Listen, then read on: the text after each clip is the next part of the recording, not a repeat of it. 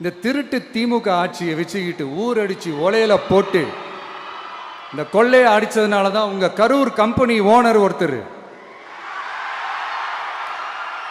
எங்க எங்க இருக்காருன்னே தெரியாம ஓடு ஓடு ஓடு ஓடு ஓடு ஓடு ஓடு ஓடு வராம் பாரு வேட்டக்காரன் ஓடினே இருக்கிறாரு. இன்னொருத்தர் ஃபாரின்ல போய் ஒளிஞ்சுக்கிட்டார். ஃபாரின் ஸ்டாலின் சார் நினைச்சிட்டு போறீங்க, அவர் இல்ல. எனக்கு எப்பவுமே ஸ்டாலின் சார் மேல ஒரு தனி பாசம் ஒண்ணு உண்டு. அவர் கிடையாது, இவர் வேற. சிங்கப்பூருக்கு செக்கப்புக்கு போனார்ல அவரு. இன்னும் தோண்ட தோண்ட எத்தனை பேர் மாட்ட போறாங்களோ தெரியல. உங்ககிட்ட யாராவது லஞ்சம் ஏதாவது கேட்டாங்கன்னா கொடுக்க முடியாது சொல்லுங்க, நான் இருக்கேன் உங்களோட.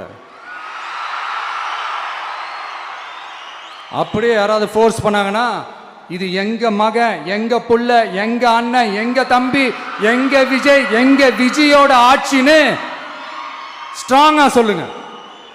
மக்களை நீங்க கூட இருக்கும் போது லஞ்ச ஊழல் மட்டும் இல்ல, அதிகாரத்தை வச்சு ஆட்டம் போடுற யாரா இருந்தாலும் அடங்கிடுவாங்க.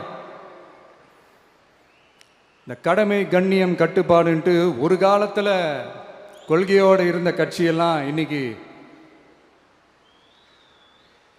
எப்படி இருக்கான்னு உங்களுக்கே தெரியும். அதாவது இந்த டிவிக்கே கட்சியோட தலைவரை எதிர்க்கிறதுல ஒரு நியாயம் இருக்கு. ஏன்னா உங்க பொழப்புல மண்ணள்ளி போட்டான். என்ன இந்த ஊழல் லஞ்சம்லாம் பண்ண மாட்டேன்னு சொல்லி உங்க அரசியலையே ஒரு தெருமுனைக்கு கொண்டாந்து விட்டான். மக்கள் வேற அவனை தான் நம்புறாங்க. ஸோ இந்த விஜயை எதிர்க்கிறதுல ஒரு அரசியல் நியாயம் இருக்குது, அதை புரிஞ்சுக்கலாம். ஆனால் இன்னைக்கு இந்த விஜயை மக்கள் ஓட்டு போட்டு ஜெயிக்க வச்சு ஒரு தீர்ப்பை கொடுத்து மக்களுக்காக வேலை செய்யறதுக்காக முதலமைச்சராக உட்கார வச்சிருக்கிறாங்க.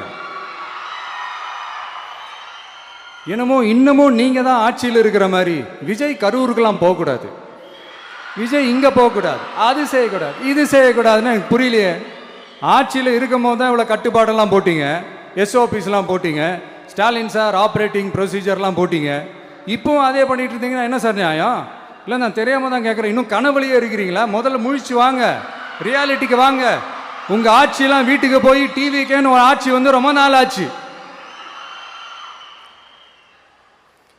ஒழுங்கா படி என்று சுப்ரீம் கோர்ட் ஓங்கி மண்டேலியே நறுக்கு நறுக்கு நறுக்கு என்று செம்மட்டியாலே அடிச்சும் இந்த திமுக முழிச்சிக்கல அப்படின்னா அப்ப கொஞ்சம் கஷ்டம்.